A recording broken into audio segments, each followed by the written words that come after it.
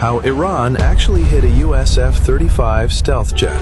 Every news channel right now is blowing up with the exact same question. How in the world did a tiny Iranian missile manage to target a fighter jet that even Russia's billion-dollar radar systems can't spot? Let's break down exactly what went down. First, take a look at this beast.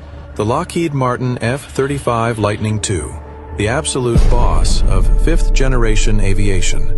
The US dropped over $100 million a pop to design this thing to slip right past enemy radar and cruise into hostile territory without breaking a sweat. Its main job? Wiping out enemy air defenses and totally dominating the skies. And to pull that off, it uses the most insane, top-secret stealth tech on the planet. The F-35 had an 8-year combat streak, never shot hit, not even once. So the big question is, what is the ultimate weak spot of the world's most advanced fighter jet? How did Iran figure it out and do what even Russia and China couldn't? Look, nowadays, anti-aircraft systems mostly use two ways to guide their missiles: radar and heat-seeking. Now, the F-35 is an absolute master at dodging radar.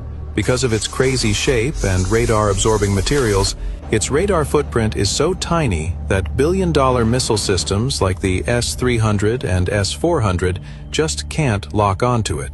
The radar signal literally just doesn't bounce back.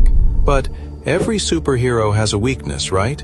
The F-35 packs a single engine called the Pratt & Whitney F-135. It's one of the most powerful fighter engines in the world. But with all that power comes a massive amount of heat. And that insane heat? That's its biggest flaw. The date was March 19th, 2026, 2:50 a.m. Central Iran. Instead of relying on radar for their modern defense, Iran was using something called an infrared search and track system, or IRST. These systems scan the sky looking for heat signatures. And sure enough, this system quickly picked up the super hot exhaust coming from the F-35's engine. The scariest part? IRST doesn't send out any signals of its own, so the F-35 pilot had zero clue he was even locked onto. Now let's talk about Iran's weapon. The missile used in this attack is believed to be the 358 missile, also known as the SA-67. And this thing is seriously sneaky. It's not your average surface-to-air missile.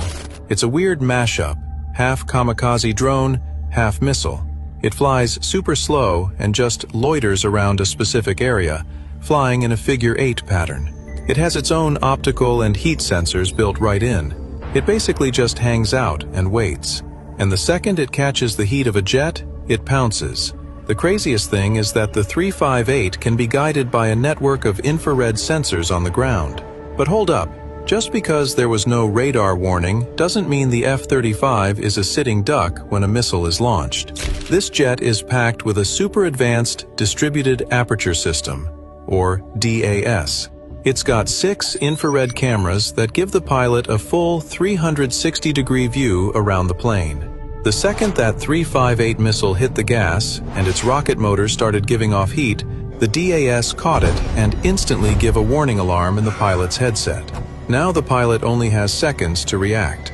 To break the missile's lock, the pilot yanks the jet into high G turns to confuse it. At the same time, the jet starts pumping out flares.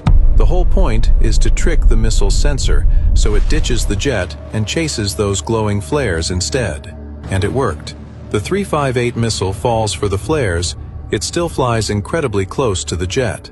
The moment the missile senses it's super close to the target, inside its lethal radius, it just blows up mid-air. The shockwave and high-speed shrapnel from that blast shred the F-35. It completely strips away the stealth coating and wrecks the flight control systems. It wasn't a direct hit that turned the jet into a fireball.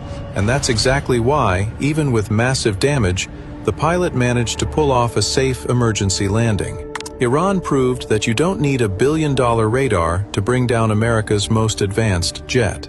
So guys, what's your take on how modern warfare is shifting? Does the US need to completely rethink its playbook now? Let me know your thoughts down in the comments. Here at Ruby 3D, we're always bringing you these deep dive, heavily researched breakdowns. So don't forget to smash that like button and subscribe to the channel so you don't miss out.